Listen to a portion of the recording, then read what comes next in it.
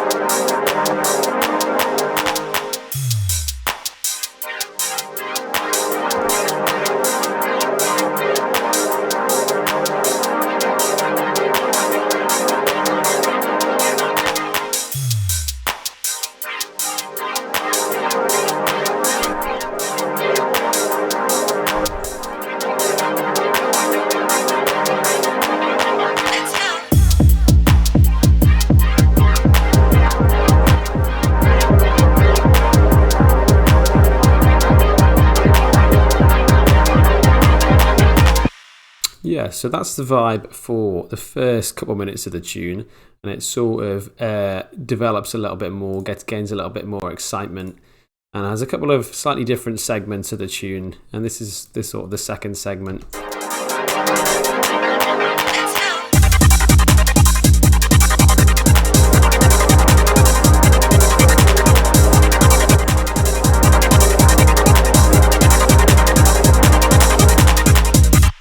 Yeah, so that one comes in with a more gated sort of top lead sound, and I'll talk a little bit more about that later. And then the third section of the track sort of introduces like a lead bleep sort of a sound, sort of changes the vibe a little bit, brings in a little bit of a clubby element.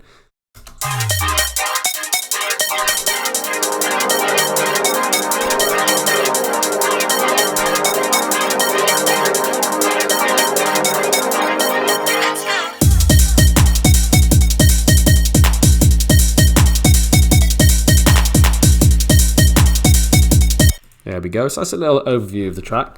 Yeah, so what I wanted to talk about, I'll be doing a breakdown of the track, talking about the drums, the arrangement, sort of the concept for the track, and just talking generally about why it's fun doing tunes at 160 BPM. Yeah, so let's get right into it. So generally speaking, I find that the 160 BPM sort of realm is a great melting pot for a lot of different sort of musical styles and influences. Like you've got, like in this tune specifically, it's sort of, I would describe it as, it's sort of hard to pigeonhole, but I would sort of describe it as like a 160 techno track with sort of hints of footwork and a bit of a jungle sort of a soundscape.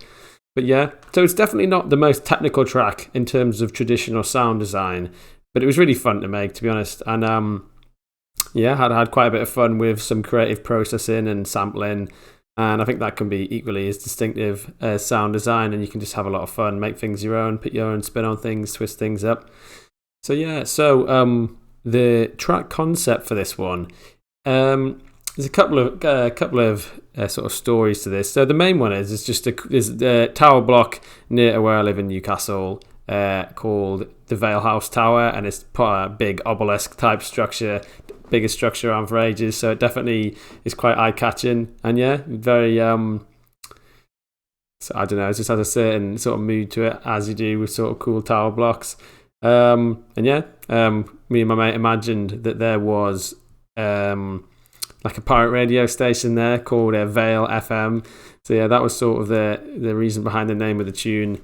And the sort of musically, the tune came about sort of, there's that the original Philip D. Kick remixes he did of like all the old jungle tunes, specifically the Bookham Atlantis remix he did is sick, and it sort of is a vibe which I think is quite cool, which is like the sort of old school jungle sort of sound palette, especially like the sort of the early stuff, like the sort of futuristic, sort of future past nostalgic sort of tunes.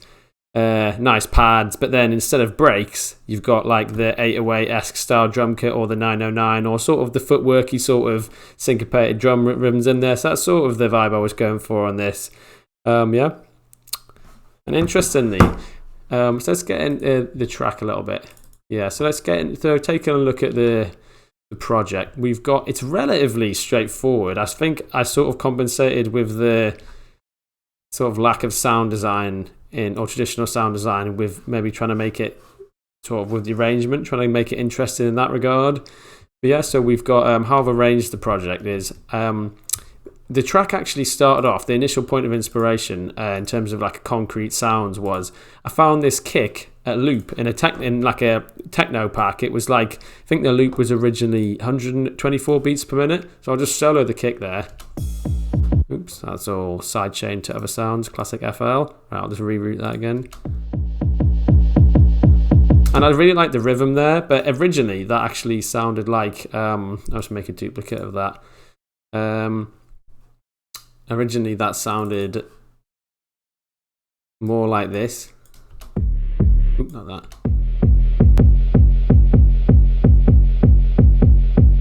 Yeah, so it was originally a lot slower, and I just thought, oh wait a minute, that rhythm's quite. It's got the sort of, that's where the sort of footwork groove came into it a little bit, and then sped that up. In FL or whatever DAW one, I would always recommend re-stretching drums in the resample, or if you're in Ableton, repitch, or if you're in Logic, I think it's called. I can't remember what it's called, Logic, but it's the one which retains. So it compromises the pitch in favor of retaining the transient, whereas all the other ones will compromise the transient in favor of the pitch, pretty much. So yeah, with drums especially, I would always recommend putting it on the resample one. So yeah. Nice, sounds good at 160. Yeah, I mean, I sort of just built the drums up from that.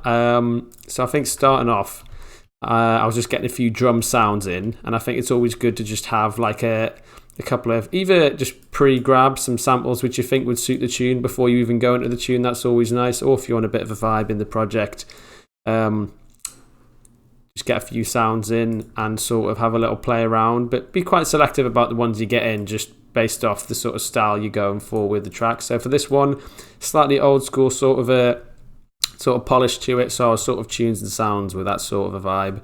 And I think I started off with this cymbal sound, which is, I think it's sort of 909y. Let's have a little listen to this. Yes, and I think I've added a little bit of processing on there just to sort of wash it up a bit. Got a little bit of compression on there, just sort of taking the front end off a little bit, sort of giving a bit of vibe. I really enjoy putting a bit of flanger on sounds to sort of change where they sit in the mix, and also adds quite a nice texture to them. The fruity flanger is good literally in its default state. You can just put it on and then alter the dry wet just there. Have a little flick through some of the presets if you want. Also having to play around with the depth and the rate is quite nice to sort of within those parameters you can get quite a wide range of results. In this case, I think I just went with the default depth and rate, but just had it on about sort of 30% dry wet. Nice, okie doke. Yeah, and then I think I automated some delay in a little later in the track, so that's what that is. And then yeah, so I was sort of, I didn't want the kick to come in immediately, as sort of the direction I went down. Something you'll find with doing kick orientated tunes is that, depending on what kick you choose, there might be loads of low end in there and doesn't really leave masses of room for sort of a bass. And in this tune, I was like, you know what, it's quite a bit I quite like it's quite a distinctive sort of a kick, so I sort of wanted to just give that a room to breathe. You've got the nice top sort of texture, you've got the nice sort of prominent mids but not too overpowering, and then a nice thumping low end. So I sort of didn't want to worry, didn't want to worry too much about what bass line would be, and I thought I'd sort of carry the track with the musical sort of sounds. But with that in mind, I thought I'd just drop the kick, maybe 32 bars in, give the intro a little bit of time to sort of be a little bit more atmospheric. Yeah, so if there's not going to be a kick in the intro, how are we going to get the detail in there? So had the cymbal, had the kick, and I was sort of playing around with sort of using sounds in a slightly atypical way. Like on the surface, the drums sound nothing sounds too sort of strange, but the main little hat, which is on every beat at the bar, is actually just this symbol here, but then resampled and just like sped up, like using this function where you can sort of speed it up like that. So I'm pretty sure I've just done that. I mean, I tightened it using that. You did the function in Fruity where you can make unique a sample, and then ran it through a different channel, and then just didn't have any processing on the channel for this one as it's going through the drums bus. But basically, there's not masses of. This is one of them tunes, especially if you're doing more old school style tunes. Less is more is totally the way forward when it comes to getting that sort of more raw, warmer sound. Granted that you've chose the right sounds to start with, but if you're working with good drum kits like 808, 909, and you're going for that authentic, raw sort of sound, I would more focus on the programming and the arrangement and the sound selection than I would spending ages sort of putting certain processing on things. But yeah, or at least that's just how I tend to approach it. Got a little hat there, just tightened up neatly, and that just gives a nice. The drums sit each, and this, if you can do this in a tune, it doesn't always turn out like this. Sometimes you get lucky, sometimes you can be a little bit more purposeful about it. But I tried to orientate the drums, or it was sort of a happy accident, but like to sort of sit in different the hats each have a slightly different sitting in the high frequencies, so that they all could go like be playing at once and not sort of clash with each other. And Spans, I love Span for monitoring high frequencies. It's a free download plugin by Voxengo. Pretty straightforward to download from their website. Would highly recommend it.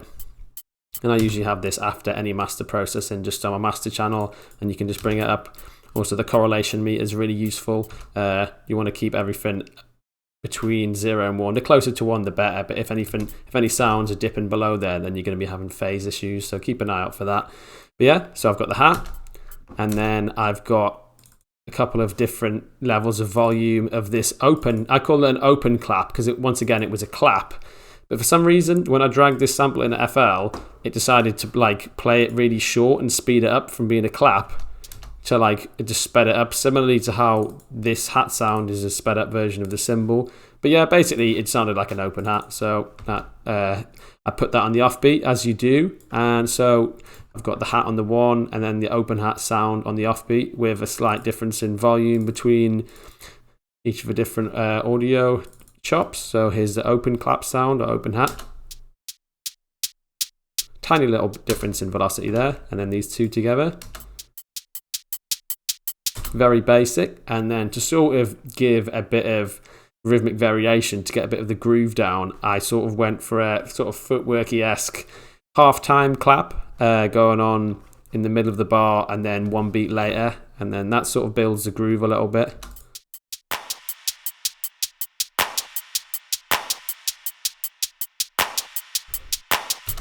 And then sort of switching it up at the end of the phrase with a little clap sort of roll.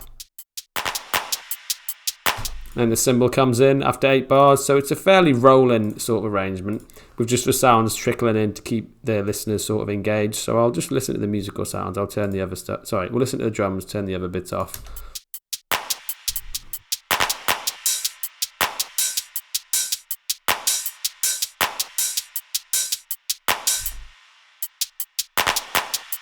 And then when you get to the end of the 16, another clap roll, which then some more drums come in, kick, ride, little sub boom.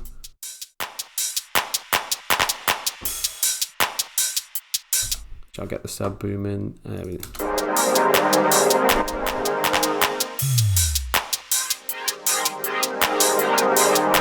Nice, yeah, so that's basically the drums. And it's interesting, or at least the intro drums.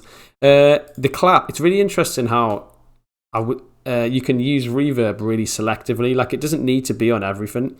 But depending on what sounds you put it on, it can really sort of, you can be, I think being purposeful with reverb is really good, especially bigger reverbs. They can really change the vibe of a track without needing to put it on every sound. So in this case, I've got reverb drum-wise on nothing apart from the clap. Then the clap's got quite a lot of wet reverb on.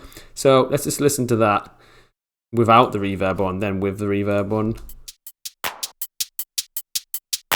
So it's quite flat.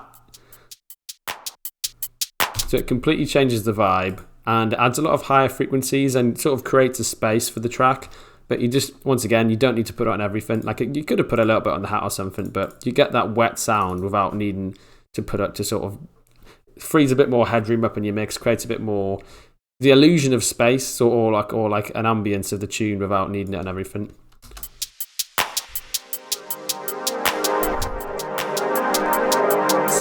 Similar sort of thing for the pad. The pad's quite wet and washy anyway, and that sounds like it's got reverb on, but it actually just has like a sort of a noise sort of element of it, which it sort of fades in.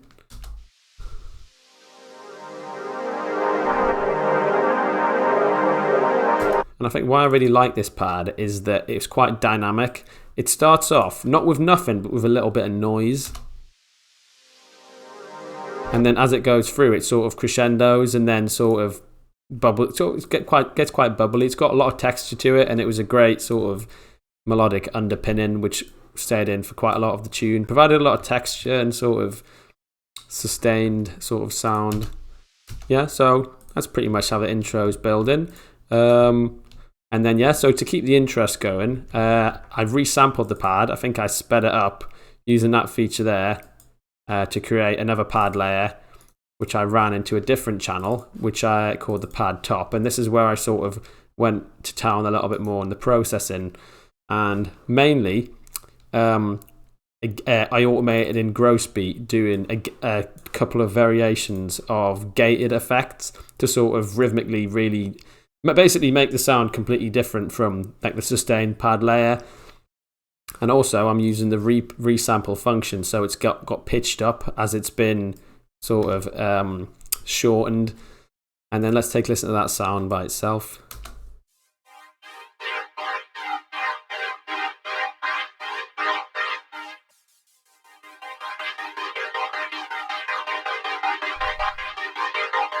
Yeah, so adds a bit of rhythmic sort of interest as well. And also put this is a great free plugin. I wouldn't overuse it, but it's a free plugin called Wider, which basically just makes sounds, does what it says on the tin, makes sounds wider in the stereo field. But I would go easy on it as it does sort of send the correlation meter, the phase, slightly mental. So I wouldn't push it masses beyond sort of this sort of realm, but it's really good if you listen with headphones on. When you sort of, it's really, you can basically just place where you want certain sounds in the track. But I would sort of use it on one or two sounds rather than using every sound on the track. Sort of a general theme with what I tend to do. Sort of deploy different, more sort of obvious processing. So one track, that'll have the reverb on. That's in that space in the mix. And this one, that'll have be sort of exaggerated in the tops, or it's a toppy sound, so I'll widen that a bit. And you sort of place them in the mix quite purposefully and not really, instead of using the same process and everything, and then sort of using it to a different degree, just sort of be tactical about what specific, where you're going to place it with what processing on different sounds. Yeah, it made just sort of layers up quite nicely with the main pad.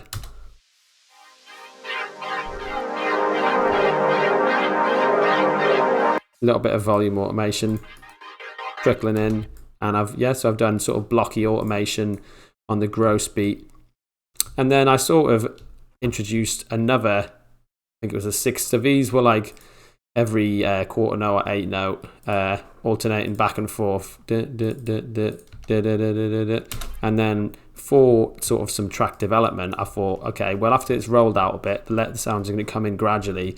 Then there's going to be I'm going to roll out, I'm going to up the ante a little bit energy wise, bring in another layer of 16 hats, chop the top pad a little bit, and put another gross beat on, which is doing the 16s. So it sort of just ups the ante. So when you listen to it individually, it sounds like this.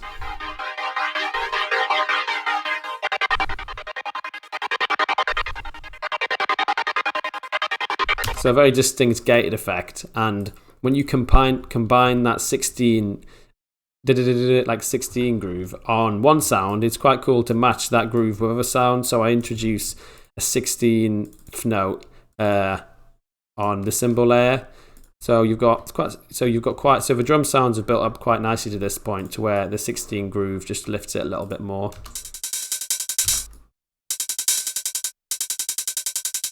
Just by itself. And then I've got like a little cymbal which is following the kick groove, and then you've got the original sort of cymbal which is sort of on those beats with a slight bit of variation, similarly to how the clapped is, and it's sort of got that a bit of half time, bit of sort of swung, sort of a groove.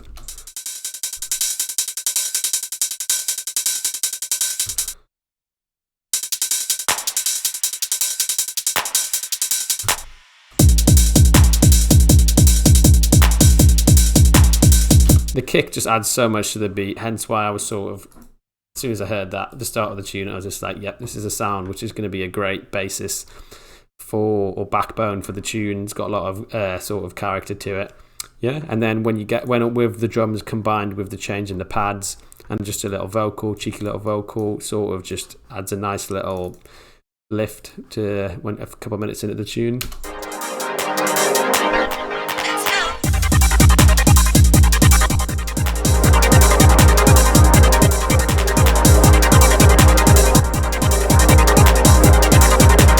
Yeah, so we're making our way through the tune now, and we've got a couple of little changes, so things drop in and out. I think texture is definitely a big theme in this track, in terms of changes and a general consistent sustained texture, with the pad being quite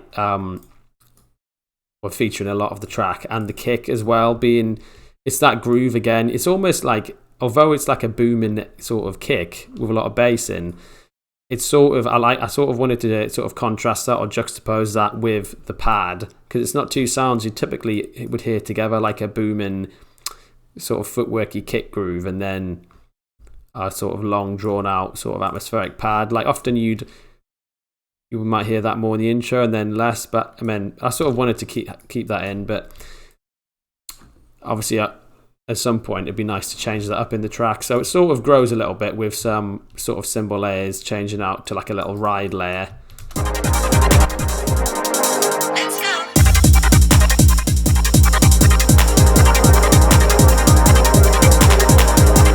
And that's like a substitution. So the ride comes in and the cymbal layers sort of come out. So I like that sort of back and forth. And I played around with sometimes having changes every 8 bars, sometimes changes every 16 bars. There's that sort of slightly unpredictable arrangement. And then you get a few minutes into the tune, and this is probably my favourite bit of the tune, or at least the most exciting bit of the tune. I sort of keep the pads and the melodic sort of backbone, which has been built up, and a lot of the drums, but introduce like a new sound.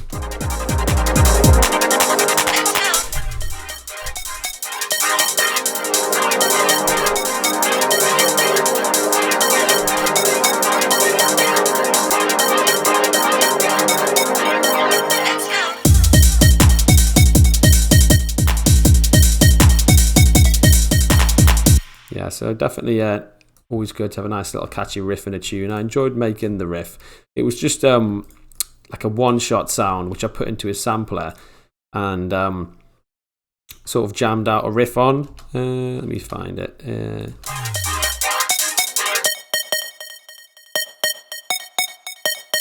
So in terms of how I tried to make the most out of it, I repeated just those 2 notes in the breakdown section, and then to add a little bit more excitement going into the sort of drop section, I thought I'm going to add in an extra couple of notes, but also play around with the velocity and the panning of certain notes. So this is in the breakdown section, the melody, the panning's all central, so it's like a mono lead essentially, and then but when you get into the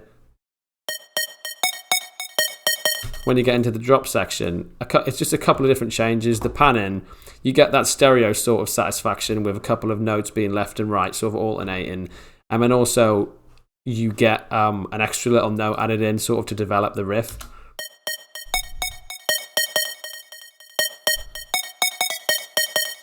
With just utilising a little bit of velocity editing just to try and make it a little bit more sort of grooving, a bit natural sounding. And yeah, so that was I enjoyed that arrangement element of the track. Arrangements always are something I find the funnest about making tunes, and I would always encourage you to take the time to think about, just have fun with what the story of the tune's going to be. You know, sometimes it's good to sort of conceptualize how you think the energy levels might progress throughout a tune. Is it going to be a tune which built, like, is the intro going to be a big crescendo and it drops and there's a change in texture here?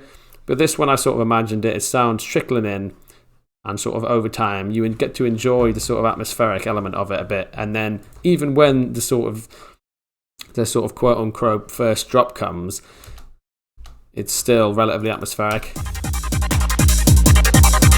Like, it's a bit of a grower, but then at some point you get that sort of switch in, but then it's not, it teases it in alongside the other elements, as in the bleep sound. And then at this point is when you get the change in texture. All the pad sounds drop out, and all of a sudden it's just the riff and the drums, it's actually interesting because nothing's apart. The riff's already been introduced, but it's that change in texture which gives it that sort of impact.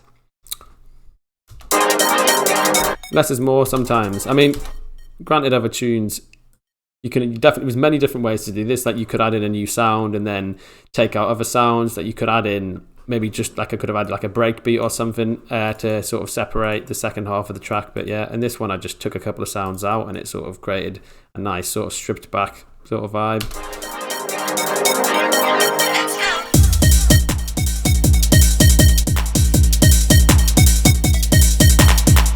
And that's the basis of the track, really. It sort of rolls out. I got a little funny vocal. Well, the tune's called Vale FM, and the mate, big up Freddie, who we coined the name Vale FM. I got him to send me a little voice note saying something about Vale FM, which I put in the tune. You are now locked in to Vale FM.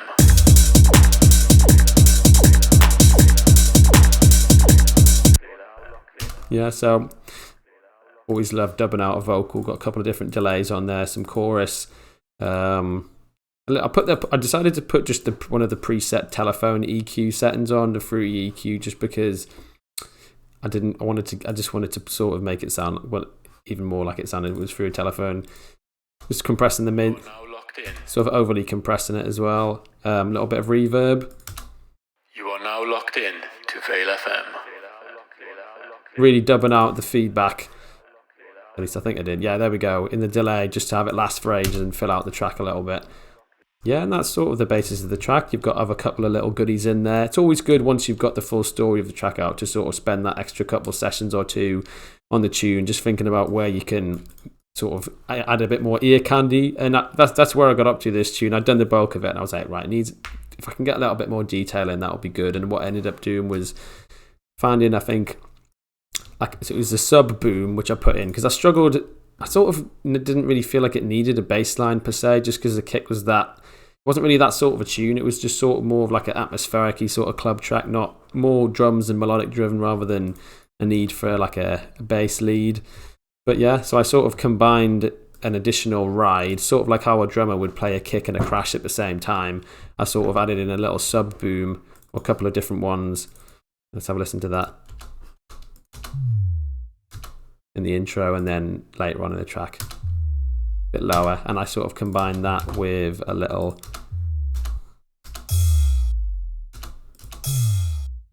just adds sort of a little bit of bit of punctuation to the drum groove, so without it sort of there we go, and then with it you get an extra little bit of sort of notation, especially on like when the kicks in, it works quite nicely.